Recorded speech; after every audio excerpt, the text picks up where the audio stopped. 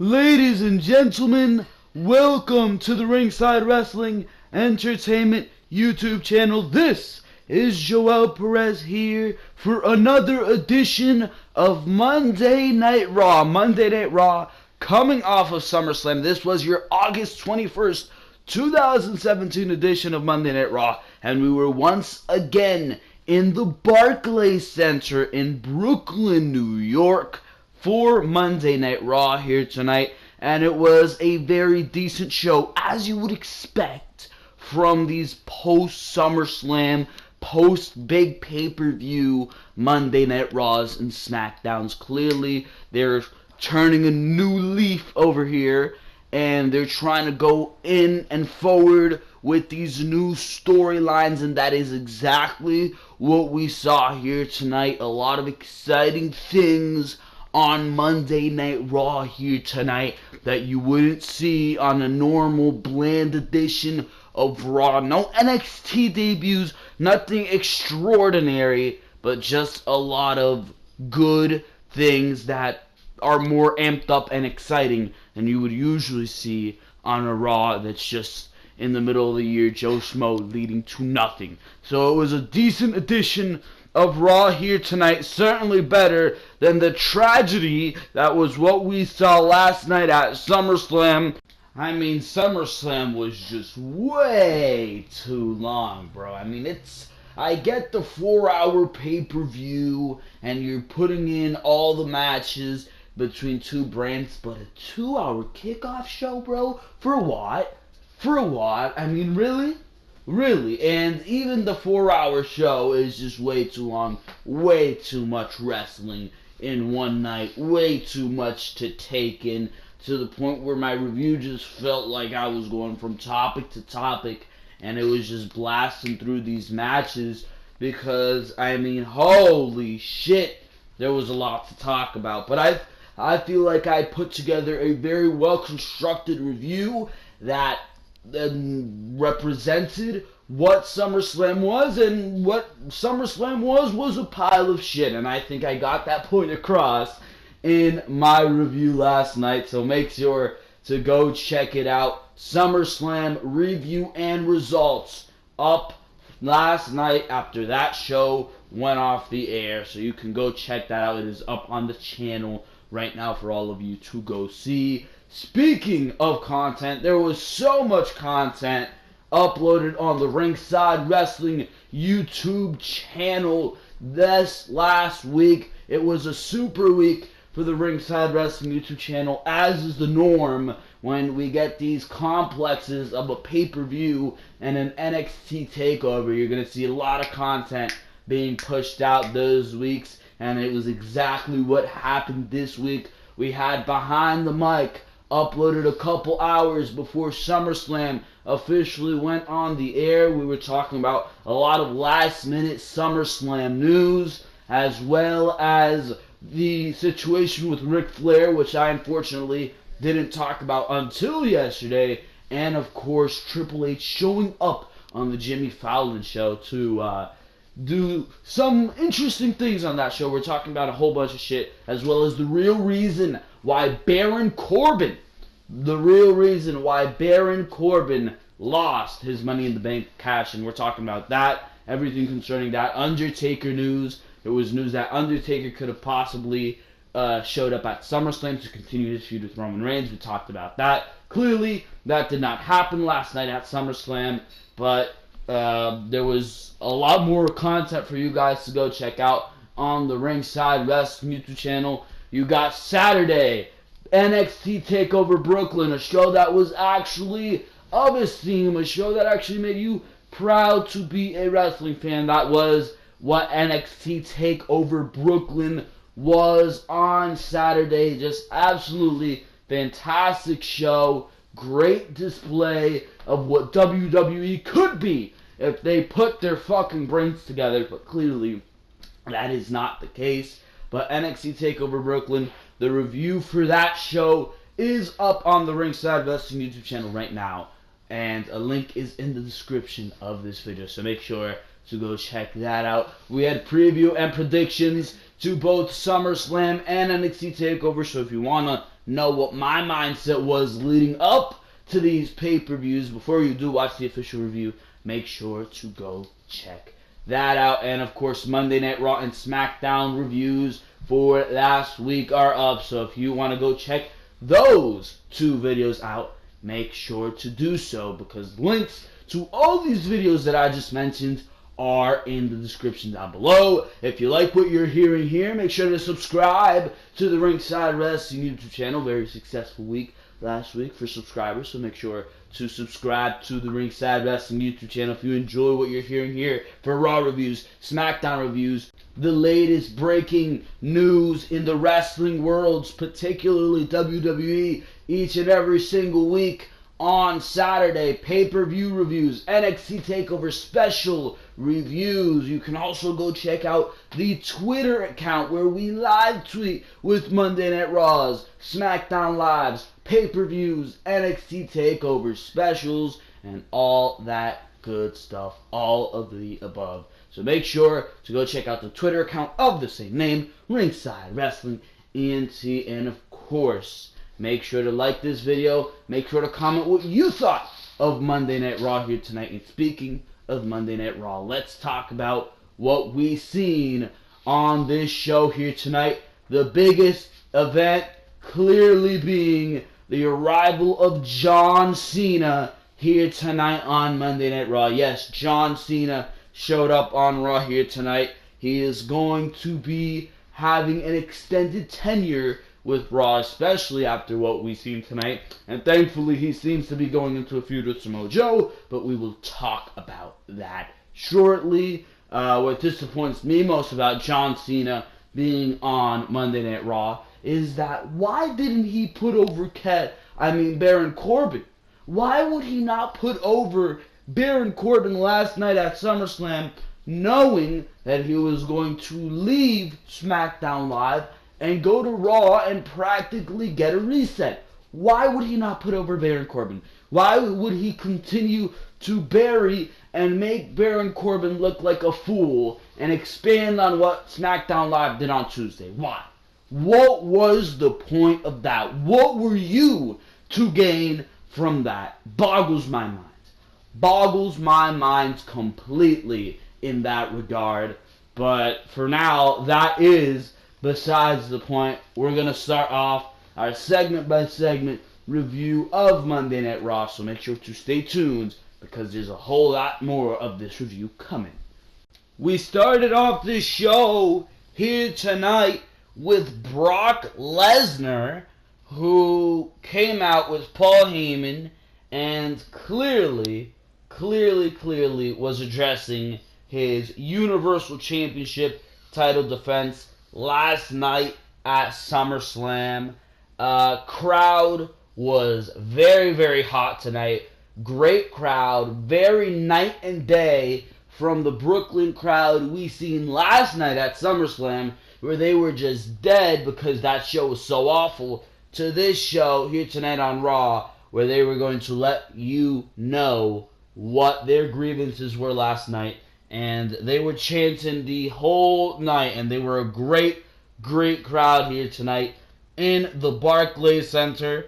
The crowd immediately started chanting Suplex City when Brock Lesnar came out. Paul Heyman took the mic and with a big smile on his face said that this isn't a rerun or a delay. They are here in Barclays the night after SummerSlam with your still reigning, defending Universal Champion Brock Lesnar. Heyman says that he delivers spoilers, and last night we saw it right in front of our eyes. There was a conspiracy against Lesnar, and for the first time in his life, Brock Lesnar was carted out in a stretcher so that the other three big bad men could fight over the title without Lesnar even being in the equation. But that was not the case, because this beast, Brock Lesnar, walked out and denied medical attention. On August 20th, 2017 at SummerSlam, Brock Lesnar pinned Roman Reigns, which got a huge fucking pop. No need to say that. But he said that if there's a beating to be done from now on, the beating will be done by Brock Lesnar. If there is victimization to be done, the victimization will be perpetrated by Brock Lesnar. If there is conquering to be done, the conquering will be done by the beast, Brock Lesnar. That is when Braun Strowman made his way out, and he made things interesting in this segment because he went straight after Brock Lesnar. He did not say a single thing on the mic. He went straight after Brock Lesnar, put him in a chokehold. Lesnar escaped the chokehold, but he soon went into a power slam, and Brock Lesnar was hit with not one, but two power slams by Braun Strowman. Strowman manhandles Brock Lesnar like pretty much the only man that we've seen besides Samoa Joe maybe, or Goldberg, but they marketed that as a surprise. Brock Lesnar was surprised by Goldberg. But probably one of the only men that you've seen manhandle Brock Lesnar. Brock Lesnar has not gotten a single ink of offense on Braun Strowman. And I believe a title match for No Mercy was announced here tonight between Braun Strowman and Brock Lesnar. And when we do see this match, I don't think I can see Braun Strowman walking out of this match with Brock Lesnar without that Universal Championship. The way they have booked Braun Strowman and Brock Lesnar in the confrontations that they have had last night at SummerSlam, where Braun Strowman was the one to put Brock Lesnar through two fucking tables, and the medical assistants, whether you like that or not, which I did not, I think it made the match predictable when beforehand it was so motherfucking unpredictable. But that's besides the point, because this match Braun Strowman clearly for 2 nights in a row has manhandled Brock Lesnar. Brock Lesnar has not gotten in an ink of offense on Braun Strowman. Braun Strowman is being booked to be the bigger man. When it was Samoa Joe and Brock Lesnar were booked as equals. Braun Strowman is being booked as better than Brock Lesnar, and I think that has to be taken into account here, because Paul Heyman was able to say about Samoa Joe that he attacked Brock Lesnar from behind, and I do wish it was Samoa Joe kind of going after Brock Lesnar again. I do wish that was the case, but clearly it is not. It is Braun Strowman, and I think it is still a very, very interesting matchup, if you ask me. And I think if we do see this matchup, Braun Strowman is my prediction to walk out with the Universal Championship, because if you ask me, the Universal Championship has to be on Monday Night Raw, and after No Mercy, I do not believe that Brock Lesnar is going to be fighting until the Royal Rumble, and I don't think they're going to keep the Universal Championship off of Monday Night Raw for that motherfucking long. So I think we're going to see this match. Braun Strowman's going to walk in, and Braun Strowman is going to walk out Universal Champion. He is going to defeat Brock Lesnar. That is my prediction for this matchup, and I think that's my spoiler for this matchup. Like Paul Heyman likes to say, he gives spoilers, I give spoilers too, and I think my spoiler is that Braun Strowman is walking out of No Mercy with the Universal Championship, because the way they've made it seem so far, Brock Lesnar stands no motherfucking chance against the monster among men. We go to this match, which I do not know why the fuck this was on Monday Night Raw. Enzo versus Big Cass in a Brooklyn Street fight. This match was absolutely useless, as if we hadn't seen this match enough times already, bro. Holy shit, I have no idea why WWE is continuing this garbage feud, one of the worst match probably, at SummerSlam besides Jinder Mahal and Shinsuke Nakamura, which was really the worst match because of the fact that Jinder Mahal retained and Nakamura got pinned. That was the only reason that was really the worst match. If not, it would have been the abomination that was Big Show versus Big Cass. But I mean, holy shit, was this match awful. Enzo came out with a shopping cart full of weapons, which wasn't even goddamn used. Was not used for the most part in this match. Enzo, surprisingly enough, walked away with the win. With the win here after Big Cass, he looked to boot Enzo off of the apron.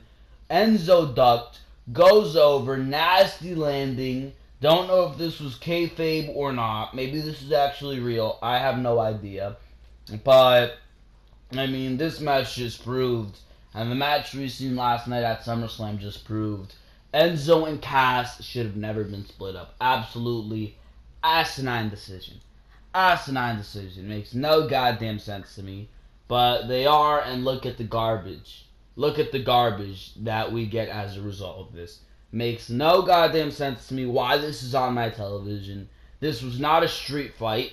This was Big Cass dominating until he either, by storyline, tweaked his knee or he fucking injured his leg. I have no idea, but he was looking for an Empire Elbow. His legs collapse on him. He collapses, and the match was ended.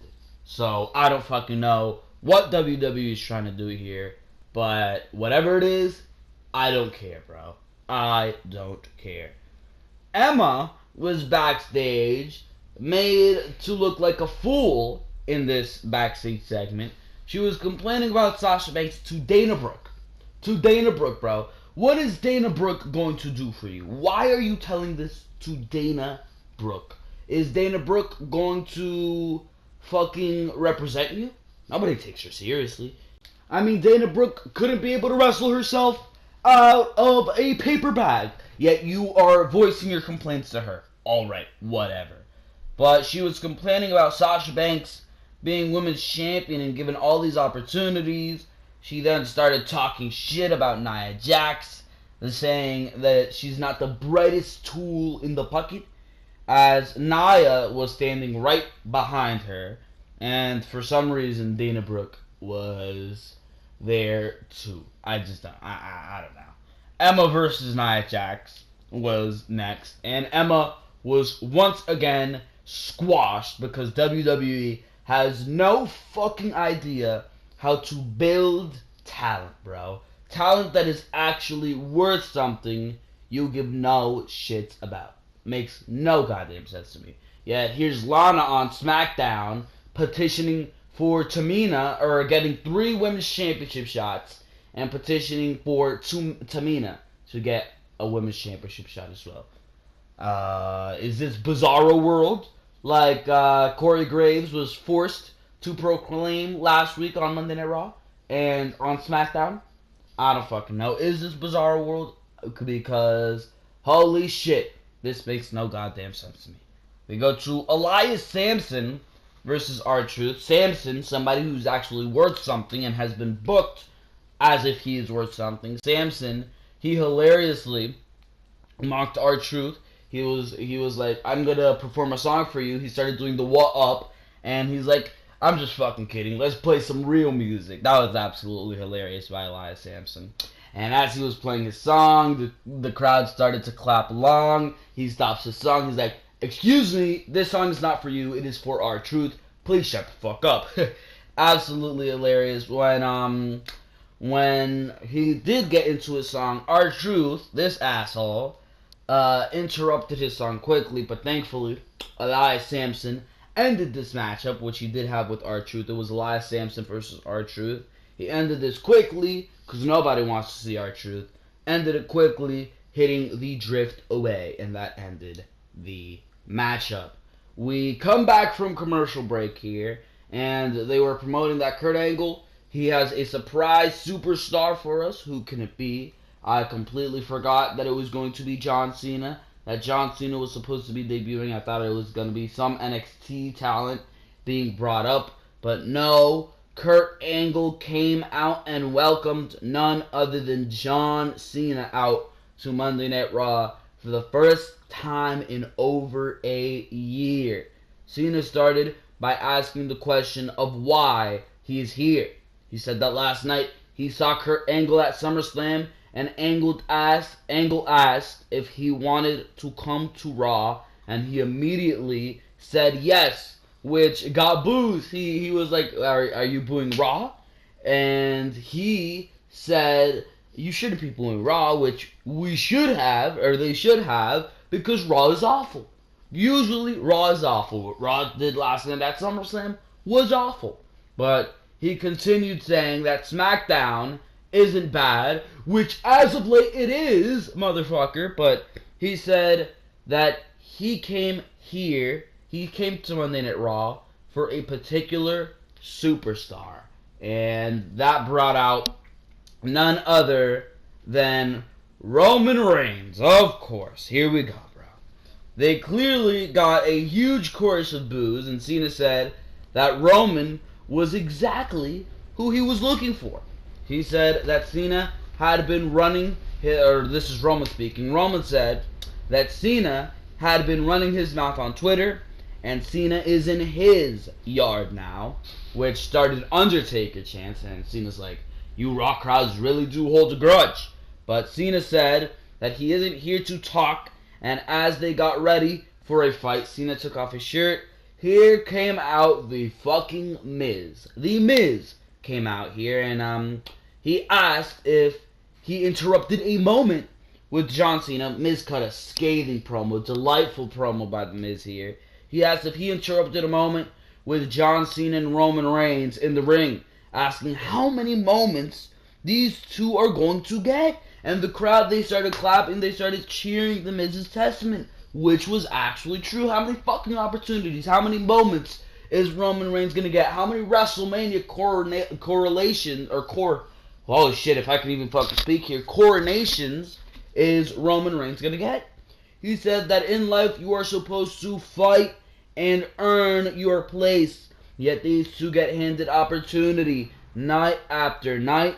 He says Kurt Angle thinks Raw needs an addition, while the Intercontinental Champion sits on the sidelines. He asked the crowd, does Raw need the addition of John Cena? Resounding fucking no.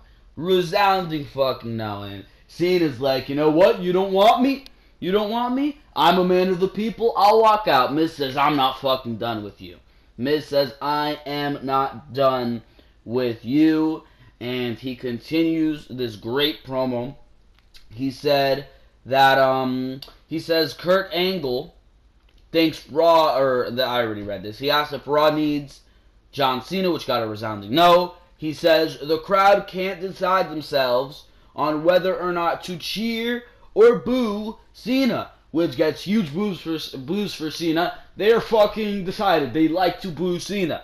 He says they can't decide on whether or not to boo or cheer Reigns. They even fucking booed louder for Roman Reigns. That was stupid. I wonder who the fuck shoved those lines into Miz's mouth, bro. They can decide whether or not they want to boo Roman Reigns. Again, I wonder who shoved that line into the Miz's mouth, bro. Holy shit. Roman Reigns got the shit booed out of him. Resounding boos, bro. Roman Reigns goes out there every night and gets the shit booed out of him. I don't know who shoved those lines into the Miz's mouth once again. But, here we are. We continue this fucking promo here. If my phone will unlock itself. Holy shit, here we are. He says that he has worked and fought hard for 12 years with none of these moments that Reigns and Cena get to have each and every single week. Cena proposes the idea of him and Reigns versus any member of the Miztourage that Miz wants to team up with. Miz said that is only a moment for John Cena to be a hero. That's when Samoa Joe, comes out. Huge Joe chants. Huge Joe is gonna kill you chants. Saying that he comes out saying that if someone is going to be Miz's partner, it's going to be him. Because he's tired of Reigns running his mouth about this being his yard, despite the fact that Joe owns him one-on-one. And as for Cena,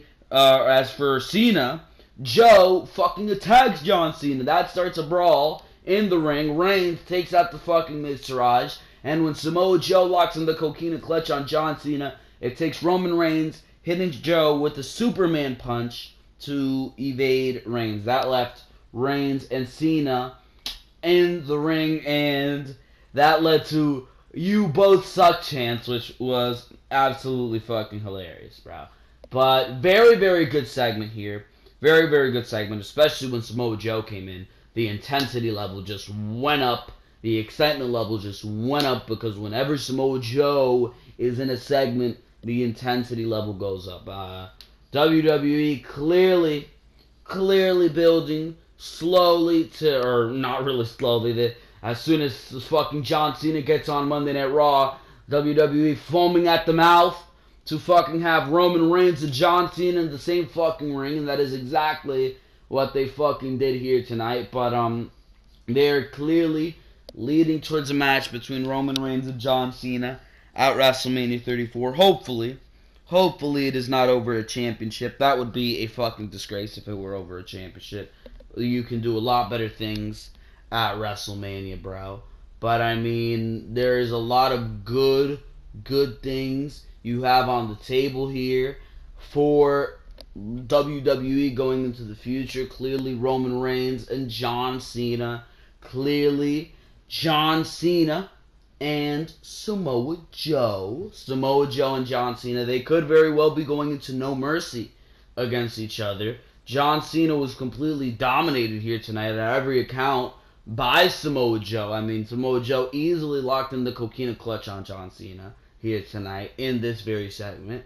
So, I mean, there are good things ahead of us for WWE, especially going into No Mercy with John Cena versus Roman Reigns. But the match was announced. It was Samoa Joe and The Miz versus Roman Reigns and John Cena here tonight. So clearly WWE and all the casuals jerking off to Roman Reigns and John Cena fucking teaming up together here tonight. From that great segment, we fucking go to Drew Gulak.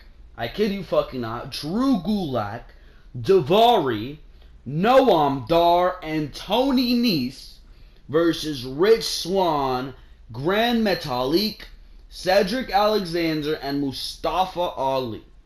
There was a goddamn 8-man tag with the cruiserweights where not one cruiserweight even got an entrance, bro. That is how you know WWE gives not one fuck about these cruiserweights. Holy shit, bro. Cedric Alexander hits a lumbar check on somebody. 1, 2, 3. There you fucking go. Who gives a fuck? WWE doesn't care. I don't care. Moving on here, we go to Neville. Even worse over here, as my phone is fucking up. Neville was interviewed about his match with Tozawa last night, asking what those people were expecting for a new champion. Someone charismatic and aesthetically pleasing. Last night he beat Akira Tozawa and his manager. That's when Titus O'Neil and Tozawa walk in, saying that there's a rematch tomorrow on 205 Live for the Cruiserweight Championship. If the title changes hands again, that just goes to show you how much WWE does not give a fuck about these cruiserweights. But what would I know, right? What would I know? Jason Jordan went to Kurt Angle, saying that he wants a match tonight, with Angle asking if he wants a match with The Miz, because clearly he's already booked. Jordan, he's like, I want an opportunity here tonight. I want competition. I want a match with Finn Balor. And Kurt Angle's like, are you sure about that? Alright, I'll give you the fucking match with Finn Balor, but warning you, Finn Balor's some tough competition, bro. Finn Balor is some tough competition. We go to Dean Ambrose and Seth Rollins, who came out. Rollins said it feels good in the ring, standing side by side with Dean Ambrose, holding the Raw Tag Team Championships. Ambrose said he had to admit that he didn't think it would happen, but he's been wearing that title all over the place. Seth Rollins said he didn't think it would ever happen either, but he's glad it did. So tonight is a party, a celebration. Ambrose said that you know how they roll. They're ready for a fight anytime, anywhere. They were clearly expecting Cesaro and Sheamus to come out for a tag team title rematch, but instead, the Hardys came through. Huge delete chants, lighting up the Barclays Center clearly, but they say that they congratulate Ambrose and Rollins because they know that when brothers fight, it could get intense, but when brothers unite, it is beautiful. Matt Hardy doing the little broken verbiage references there, but he said that's why they came out here to challenge Ambrose and Rollins tonight. Rollins was a little fucking starstruck. He's like, we grew up watching you guys. You really want a match with us?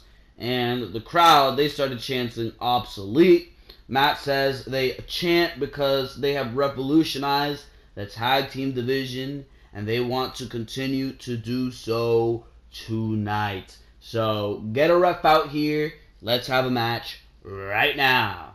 That led to the Hardys versus Dean Ambrose and Seth Rollins. This was a fantastic tag team match, which I wouldn't have given up personally on free TV, but they did, and it was a great match. It was a great watch. Very, very good TV match, but I would have saved this for the tag team championships at a later date, if you ask me, but this was a very, very good match. Very well, hard-fought match here tonight on Monday Night Raw, and you cannot deny that it was a very, very exciting matchup to watch. We had some nice spots and near falls here. There were some great near falls and very fast-paced action. We saw Ambrose holding Matt up in a spine buster position for Seth Rollins to come in and hit the sling blade. There was a super near fall where Jeff got the blind tag as Matt hit the twist of fate, but Rollins came in as Jeff was looking to hit the swanton bomb. Rollins came in as Jeff had to take out Rollins. Rollins took out Matt. Jeff took out Rollins, but the distraction that Rollins gave was too late. Ambrose got the knees up. That allowed Rollins to hit the knee on Jeff, and it allowed Ambrose to hit the dirty deeds, and it was 1, 2, 3, over and done with. It wasn't a title match, but the match is won by Dean Ambrose and Seth Rollins. So that was very, very good stuff right there. But it really didn't fucking mean anything. There was no stakes behind the match, but it was exciting. It was two big tag teams. Clearly, there's a lot of exciting matches to be done with Seth Rollins and Dean Ambrose being the new tag team champions, and very, very good stuff here that we've seen. Not much more to say than that. We go to The Miz.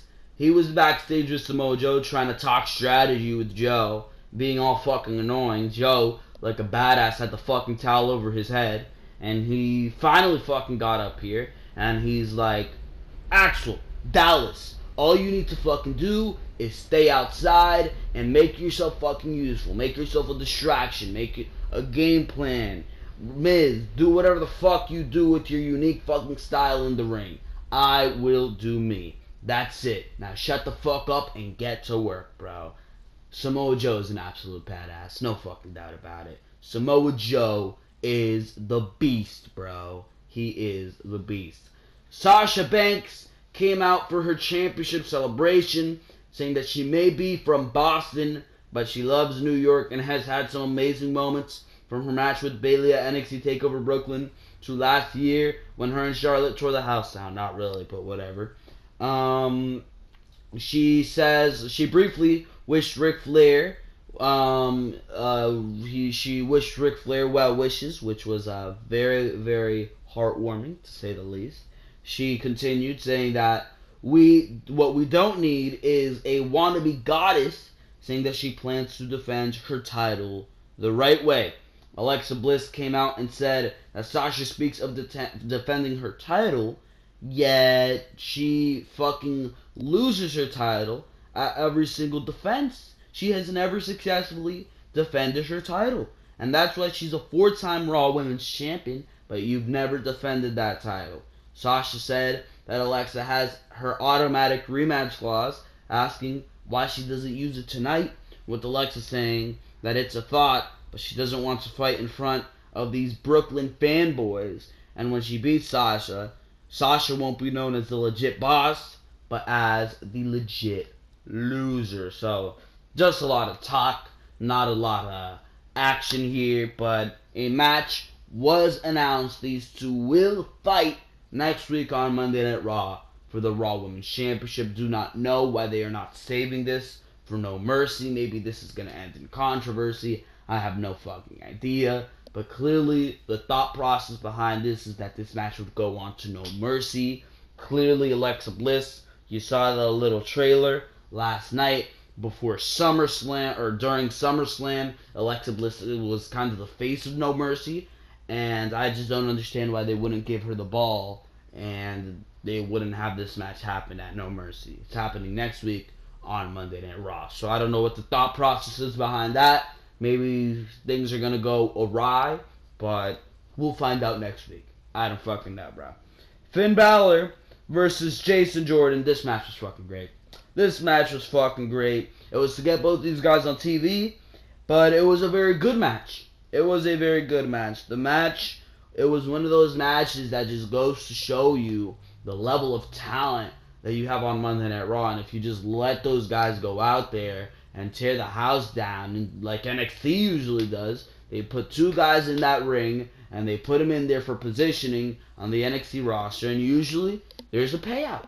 Usually there is a payout for the winner, but that is very, very rarely the case on Monday Night Raw. But here tonight, we did get one of those matches where it's just a demonstration of the type of talent that you have on Monday Night Raw. And it was a very fucking good match. It was a very, very good match.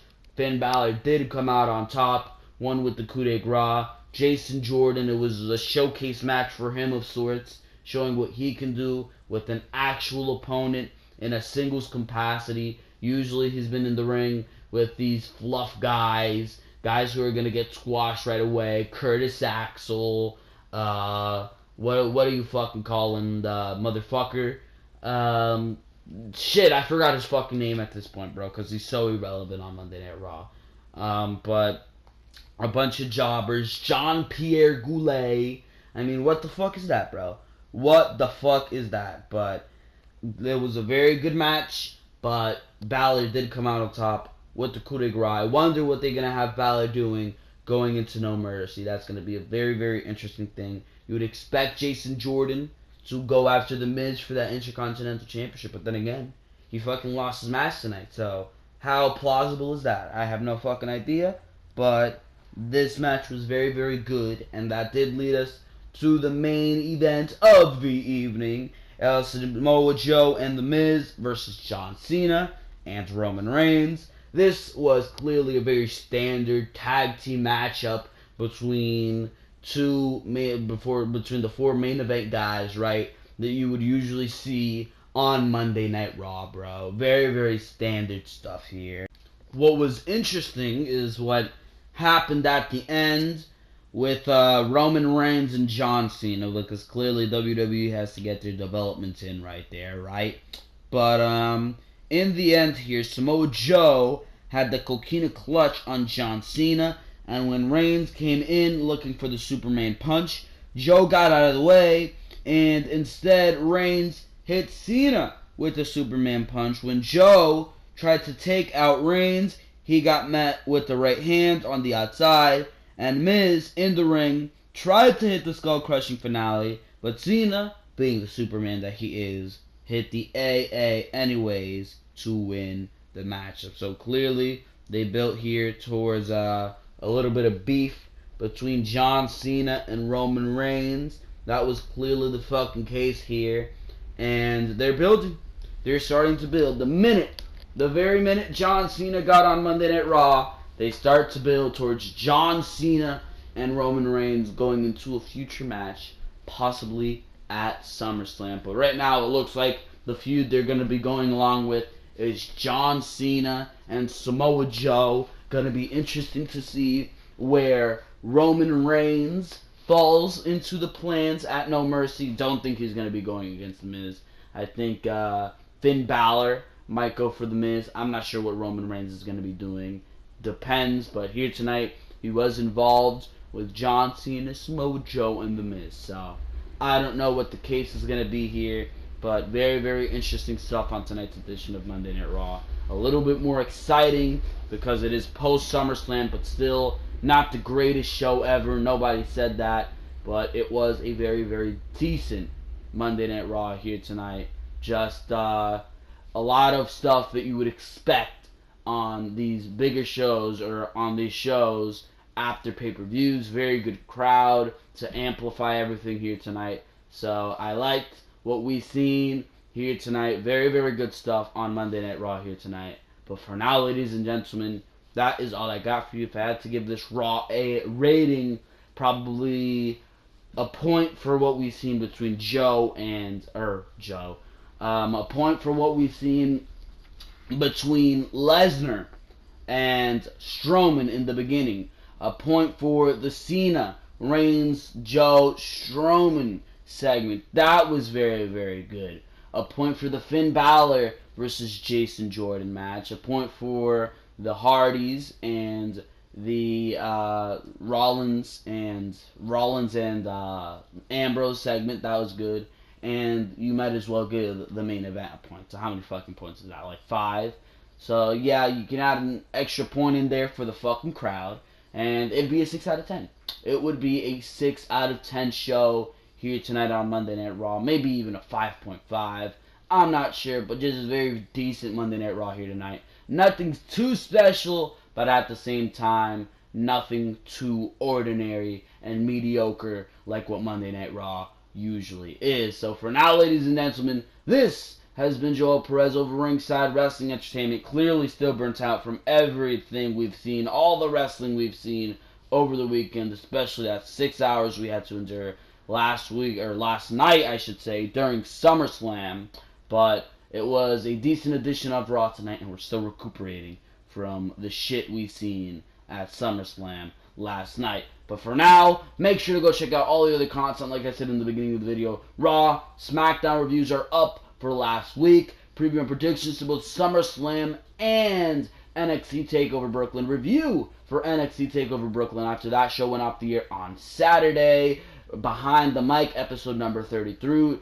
A bunch of news right there. And of course, WWE SummerSlam 2017 review and results up last night after that show went off the air. So make sure to go check out all that other stuff right here on the Ringside Wrestling YouTube channel. Links are in the description below for all that good stuff. And for everything having to do with wrestling, make sure to subscribe and click on the notification bell of the Ringside Wrestling YouTube channel so you do not miss a thing every single time we upload. Like this video if you enjoyed what you have heard here, and of course comment what you thought of Monday Night Raw here tonight. But for now, ladies and gentlemen, this has been Joel Perez of the Ringside Wrestling YouTube channel, and for now, I am out of here. Thank you very, very much for watching this video. I will see you tomorrow night for your SmackDown Live review and results.